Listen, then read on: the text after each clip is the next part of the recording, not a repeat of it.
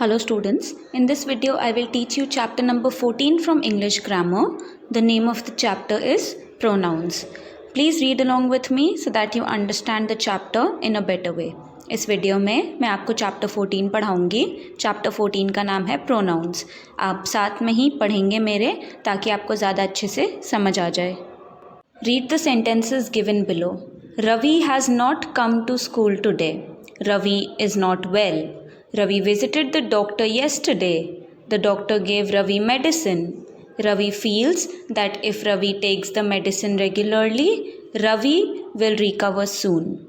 So there is a child and the name of the child is Ravi. He did not come to school one day, which is today. Why? Because Ravi is not well. Ravi एक बच्चे का नाम है और वो आज school नहीं आया. क्यों? क्योंकि उसकी तबीयत ठीक नहीं है. Ravi visited the doctor yesterday. वो कल डॉक्टर के पास गया था उन्हें अपनी तबीयत दिखाने के लिए. The doctor gave Ravi medicine. Doctor ने रवि को दवाइयाँ दी. Ravi feels that if Ravi takes the medicine regularly Ravi will recover सून.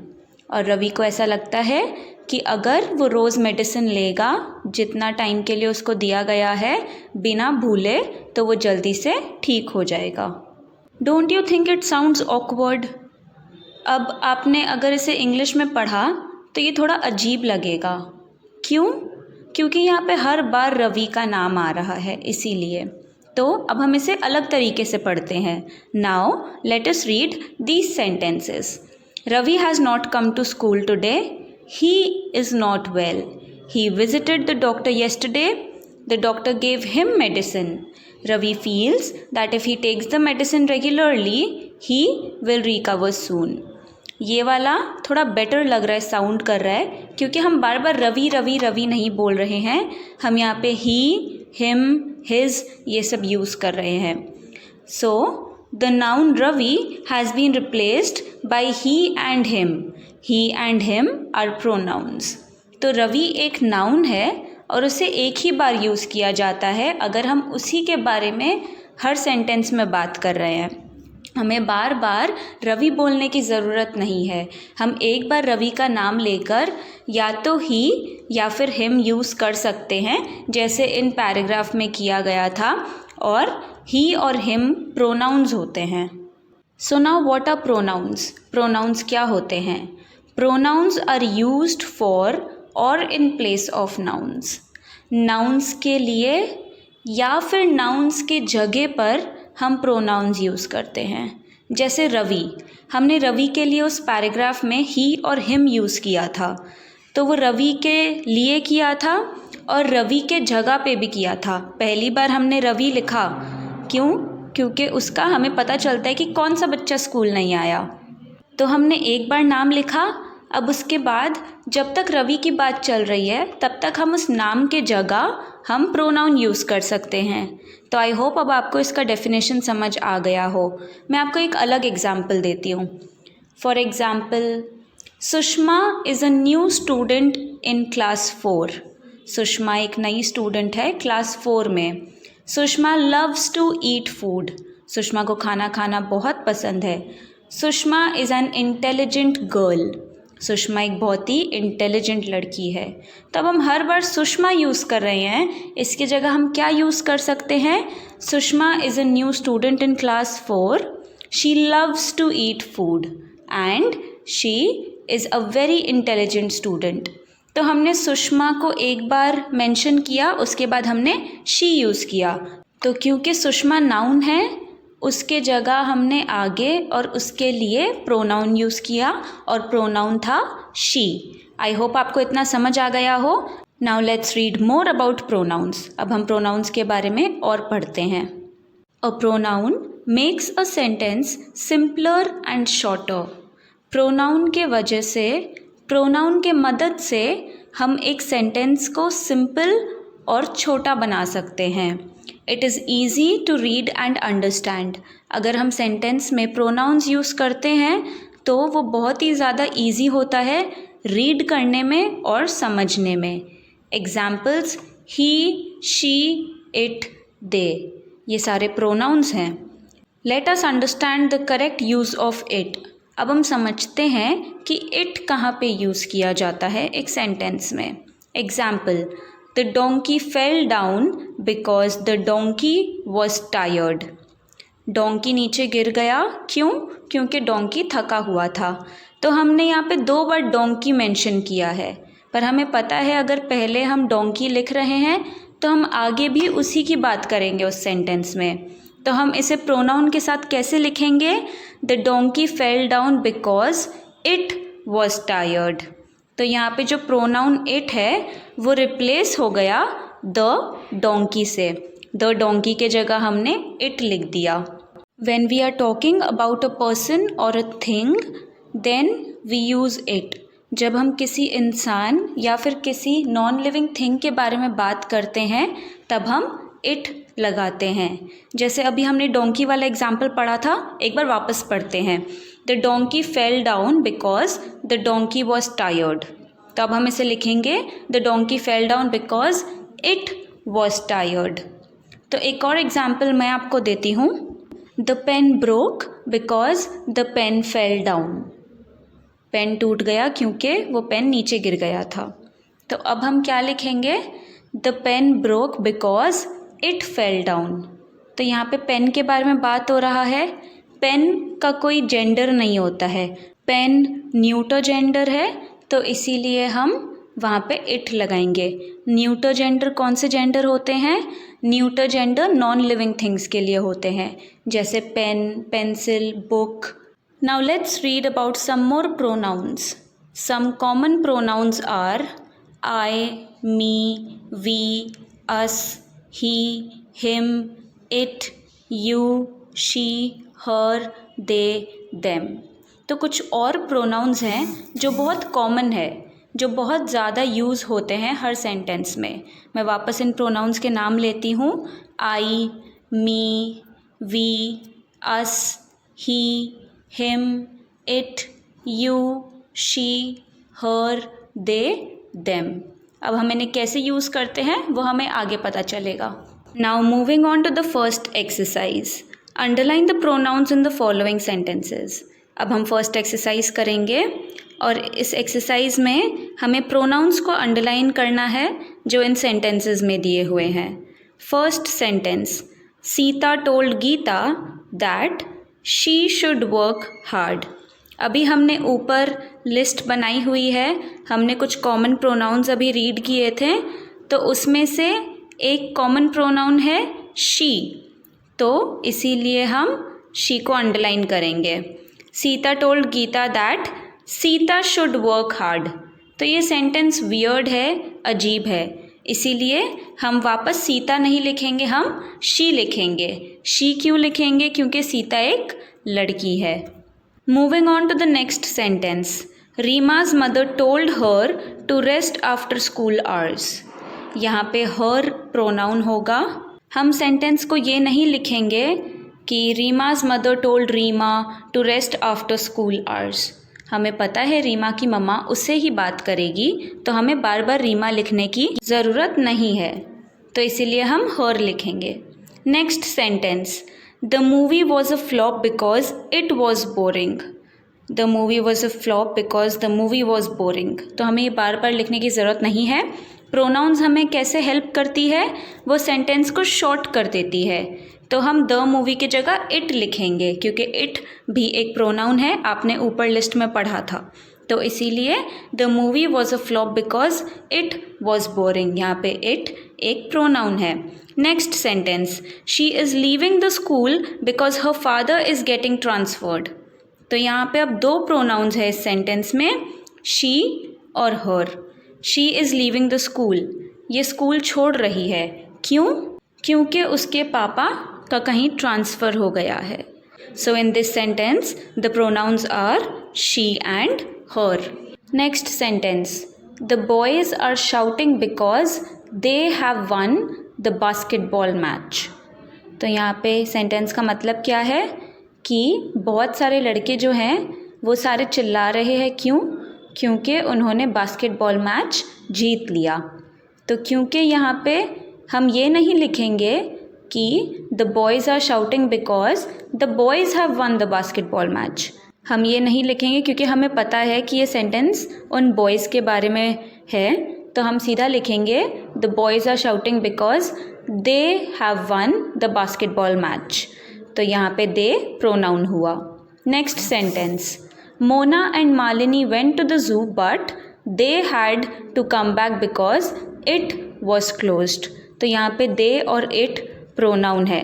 हम वापस मोना और मालिनी या फिर जू को मेंशन नहीं करेंगे, सेंटेंस को शॉर्ट रखेंगे प्रोनाउंस के मदद से। So that's why they and it are pronouns. Next sentence, the teacher told the pupils to be attentive as she would be teaching a new lesson. Pupils का मतलब students होता है, people's मतलब लोग। तो यहाँ पे इस सेंटेंस का मतलब है कि टीचर ने बच्चों को कहा कि आज वो नया लेसन पढ़ाएंगी तो सारे ध्यान दे।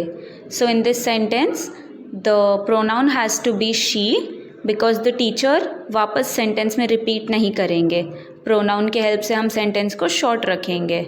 नेक्स्ट सेंटेंस, शालिनी वोर the dress she bought from the market. So we will again write she as the pronoun, we will underline it क्योंकि हम शालिनी वापस मेंशन नहीं करेंगे। सेंटेंस ये नहीं होगा कि Shalini wore the dress Shalini brought from the market। हमें पता है शालिनी के बारे में बात हो रही है, तो हम लिखेंगे Shalini wore the dress she bought from the market। So यहाँ पे प्रोनाउन she होगा। Next sentence, the deer whimpered because it was badly wounded।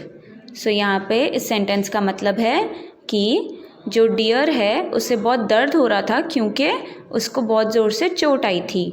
तो यहाँ पे इट प्रोनाउन होगा, हम वापस द डियर यूज़ नहीं करेंगे।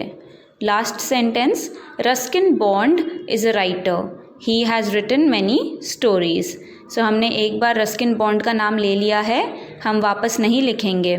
ये सेंटेंस ये नहीं होगा कि Ruskin Bond is a writer, Ruskin Bond has written many stories. हम प्रोनाउन यूज़ करेंगे और सेकेंड टाइम रस्किन बॉन्ड के जगह हम ही लिखेंगे। आई होप आपको यहाँ तक समझ आ गया हो। तो अभी तक हमने क्या पढ़ा था?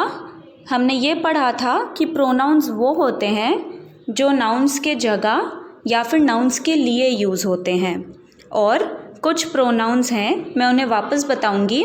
अच्छा होगा अगर आप इन प्रोनाउंस को याद कर ले क्योंकि ये हम यूजुअली सेंटेंसेस में काफ़ी ज़्यादा यूज़ करते हैं। कौन से pronouns? I, me, we, us, he, him, it, you, she, her, they, them. Let's move on to the next exercise. Rewrite the following passage by replacing the underlined words with pronouns given in the bracket. अब यहाँ पे एक passage दिया हुआ है और यहाँ पे नाउन्स को अंडरलाइन किया हुआ है। हमें क्या करना है कि ये जो नाउन्स अंडरलाइंड है इनके जगह हमें प्रोनाउन यूज़ करना है। So let's start reading the passage. Tommy the dog wanted to grow horns like Gori the cow. इस सेंटेंस का मतलब है कि एक डॉग है, उसका नाम टॉमी है और उसको भी सींग चाहिए थे। किसकी तरह? उस काऊ की तरह जिसका नाम है गोरी। Actually one day Tommy ran after Gori and Gori scared him by pointing her horns towards Tommy. तो अब यहाँ पे हमने 2 बार टॉमी और गोरी यूज़ किया है। क्योंकि गोरी एक गर्ल है तो हम लिखेंगे शी, और टॉमी एक बॉय का नाम होता है तो हम लिखेंगे हिम। तो अब इसको जब हम चेंज करेंगे तो सेंटेंस क्या हो जाएगा? Tommy the dog wanted to grow horns like Gori the cow. Actually one day Tommy ran after Gori and she scared him by pointing her horns towards him. तो यहाँ पे हमें पता है हिम टॉमी के लिए यूज़ हुआ है और शी गोरी के लिए। That night Tommy went to India Gate with his master. तो उसी रात जिस दिन ये इंसिडेंट हुआ था, टॉमी अपने मास्टर के साथ इंडिया गेट गया। Tommy saw a hair band with 2 red horns fixed on the hair band. तो टॉमी ने उस दिन देखा वहाँ पे एक हेयर बैंड था और उसके ऊपर 2 हॉर्न्स थे रेड कलर के। तो यहाँ पे क्योंकि हेयर बैंड को 2 बारी मेंशन किया गया है, इसलिए दूसरी बार हम द हेयर बैंड नहीं लिखेंगे, उसके जगह हम प्रोनाउन यूज़ करेंगे। और कौन सा प्रोनाउन आएगा? इट आएगा। इट क्यों आएगा? क्योंकि जो हेयर बैंड है वो एक न्यूटर जेंडर है, वो ना ही मेल है और ना ही female. Tommy loved the idea. Tommy wagged his tail and pulled his master's shirt till Tommy and his master reached the vendor selling hair bands. तो यहाँ पे आप इन सेंटेंसेस में 3 बार टॉमी यूज़ हुआ है, तो क्योंकि पहली बार टॉमी यूज़ हो चुका है, बाकी 2 बार हम ही लिखेंगे टॉमी के जगह। तो जब ये हम चेंज करेंगे ये क्या हो जाएगा? Tommy loved the idea. तो इस सेंटेंस का क्या मतलब है कि टॉमी को चाहिए थे सींग उस काऊ जैसे, लेकिन वो उगा तो पाता नहीं, तो फिर इसलिए उस दिन वो इंडिया गेट गया था घूमने और वहाँ पे देखा एक हेयर बैंड है, उस पे 2 सींग थे। तो टॉमी को एक आइडिया आया। He wagged his tail and pulled his master's shirt till he and his master reached the vendor selling hair bands. तो टॉमी क्या किया? वो अपनी पूँछ हिलाने लगा। डॉग्स जब खुश होते हैं वो अपने पूँछ हिलाते हैं। वो खुश क्यों था? क्योंकि उसे वो हेयर बैंड मिला जिस पे वो हॉर्न्स थे। उसके बाद उसने अपने मास्टर के शर्ट को पकड़ा और उसे उस अंकल के पास ले गया जो वहाँ पे हेयर बैंड्स बेच रहा था। Tommy's master fixed the hair band on his head. तो टॉमी के मास्टर ने उसे लेकर दिया और उसके सर पे वो लगा दिया था। Tommy got his confidence back. अब टॉमी डरता नहीं था क्योंकि उसे पता है कि उसके पास भी अब हॉर्न्स हैं। The next day he rain after गोरी। अब हमने टॉमी को वापस ही लिखा है, क्यों? क्योंकि टॉमी पहले यूज़ हो चुका है, ठीक है। फिर हमने गोरी को भी यूज़ किया है सेम सेंटेंस में, सो that's Y in the next sentence she saw Tommy and ran away. तो यहाँ पे हम ये प्रोनाउन यूज़ करेंगे। आई होप आपको समझ आ गया हो कि हमने कहाँ पे कौन सा प्रोनाउन लगाया है और क्यों। We can also use pronouns to indicate that a thing belongs to somebody और समथिंग। हम प्रोनाउंस वहाँ भी यूज़ करते हैं जहाँ हम ये दिखाना चाहते हैं कि जो चीज़ है वो किसी की है। Now please look into the picture that is given in your book. आप उस पिक्चर को देखिए जो आपके बुक में बनाया हुआ है। This pen is mine. ये पेन मेरा है। No it is not yours, it is his. नहीं, ये पेन तुम्हारा नहीं है, ये पेन उसका है। Sorry the pen is actually hers. Sorry, ये पेन उसी का है। तो यहाँ पे 3 लोगों के बीच में बात हुई है। पहली लड़की बोलती है कि ये पेन मेरा है। दूसरा लड़का बोलता है कि ये पेन तुम्हारा नहीं, ये पेन इसका है। और वो जो तीसरा लड़का है वो बोलता है कि ये पेन इसी लड़की का है, मेरा नहीं है। तो यहाँ पे मैंने आपको अभी पहले क्या बोला था कि प्रोनाउंस वहाँ भी यूज़ होते हैं जहाँ पे बताया जाता है कि कोई चीज़ किसी की है, और यही समझाने के लिए ये एग्ज़ाम्पल यहाँ पे दिया हुआ था। अब इस चीज़ को समझने के लिए हम थोड़ा सा और पढ़ते हैं। Mine, yours, ours, his, hers and theirs are called possessive pronouns because they show that something belongs to somebody. अब हमने पहले पढ़ा था प्रोनाउंस का डेफिनेशन, अब आता है पोजेसिव प्रोनाउंस। पोजेसिव प्रोनाउंस कौन से होते हैं? Mine, yours, ours, his, hers और देयर्स। ये पोजेसिव प्रोनाउंस क्यों है? क्योंकि ये बताता है कि कोई चीज़ किसी की है। अब इसे समझने के लिए मैं आपको और एग्जाम्पल्स बताती हूँ। आप एक बार कंटिन्यू करें रीड करना जो बुक में लिखा हुआ है। Read the following sentences to understand the use of different possessive pronouns. अब आगे सेंटेंसेस हैं जिसे हम रीड करेंगे और हमें ये पता चलेगा कि हम पोजेसिव प्रोनाउंस कैसे और कहाँ यूज़ करते हैं। First example, the book belongs to me. The book is mine. तो पहले सेंटेंस का मतलब है कि ये बुक मेरा है, और दूसरे सेंटेंस का भी यही मतलब है कि ये बुक मेरा है। बस बिलोंग्स टू मी को हमने चेंज करके माइन कर दिया। जब मी यूज़ होता है तो हम माइन लिखेंगे। Moving on to the next sentence, the book belongs to you. ये बुक तुम्हारा है। तो यहाँ पे जब यू लिखा हुआ होगा तो हम लिखेंगे the book is yours. The book belongs to us. तो जब अस होगा हम लिखेंगे the book is ours. Next sentence, the book belongs to him. The book is his. तो जब him लिखा हुआ होगा तो हम उसे his में convert कर देंगे. Then the book belongs to her.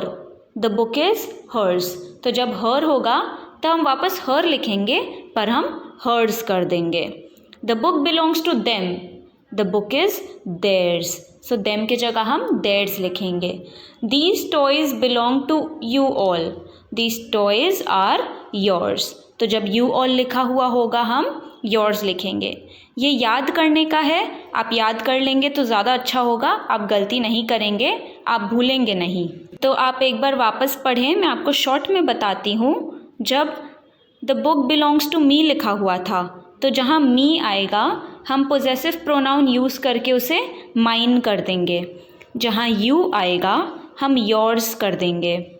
us आएगा हम ours कर देंगे. him आएगा हम his कर देंगे. her आएगा hers कर देंगे. them आएगा theirs कर देंगे. और belong to you all आएगा तो हम yours कर देंगे. तो हमने कैसे सेंटेंस को शॉर्ट किया है प्रोनाउंस यूज़ करके, यहाँ पे ये बताया गया है. और ये कौन से प्रोनाउंस थे? ये पोजेसिव प्रोनाउंस थे. तो हमने एक ही एग्जाम्पल से देखा है कि कैसे हम अलग अलग पोजेसिव प्रोनाउंस को यूज़ कर सकते हैं. तो इन्हें आप याद करेंगे तो ज़्यादा अच्छा होगा आपके लिए. अब हम इसी से रिलेटेड नेक्स्ट एक्सरसाइज करेंगे. Rewrite the sentences using possessive pronouns. तो यहाँ पे सेंटेंस लिखे हुए हैं. अब हमें पोजेसिव प्रोनाउंस यूज़ करके सेंटेंसेस को चेंज करना है. First sentence, that car belongs to him. आपको अगर याद हो मैंने बोला था जब हिम होगा तो हम हिम को हिज से कन्वर्ट कर देंगे. तो ये जो बिलोंग्स टू हिम है इसके जगह हम लिखेंगे is his. So the sentence will be the car is his. Next sentence, the doll belongs to her. The doll is hers. The house belongs to them. The house is theirs. The bag belongs to me. The bag is mine. The gift is for you. The gift is yours. Those pens belong to you all. Those pens are yours. तो first 5 sentences में belongs to को हमने is में convert कर दिया. Him को his में, हर को हर्स में, देम को देयर्स में, मी को माइन में और यू को योर्स में. पर लास्ट सेंटेंस में हमने आर योर्स लिखा है. हमने इज़ क्यों नहीं किया? क्योंकि फर्स्ट 5 सेंटेंसेस में जो नाउन थे वो सिंगुलर थे, वो एक थे. लेकिन लास्ट में प्लूरल है नाउन. पेन्स बहुत सारे थे, अनेक थे. तो इसीलिए हमने आर यूज़ किया है एंड यू ऑल को हमने योर्स में कन्वर्ट किया है. सो आई होप आपको ये एक्सरसाइज के थ्रू समझ आ गया होगा कि हमें पोजेसिव प्रोनाउंस को कैसे चेंज करना है. तो जैसे मैंने कहा था अगर आप इसको याद कर लेंगे तो आपके लिए ज़्यादा अच्छा होगा. आप भूलेंगे नहीं और आपको पता होगा कि कौन सा प्रोनाउन हमें कहाँ पे लगाना है, पोजेसिव प्रोनाउन. तो आज के लिए इतना काफ़ी है. आप इस वीडियो को देखिए, अच्छे से समझिए. किसी भी तरीके का डाउट होगा तो आप मुझसे क्लियर कर सकते हैं. अगले वीडियो में मैं इस चैप्टर को कंटिन्यू करूँगी और आपको पर्सनल प्रोनाउंस पढ़ाऊँगी. पर पर्सनल प्रोनाउंस पढ़ाने के पहले इस वीडियो में मैंने आपको जितना भी बताया है मैं एक बार वापस उस वीडियो में रिविजन कराऊँगी. So that's it for today. Please read the chapter. In case there is any doubt, you can clear from me. Thank you so much for the patience, all of you.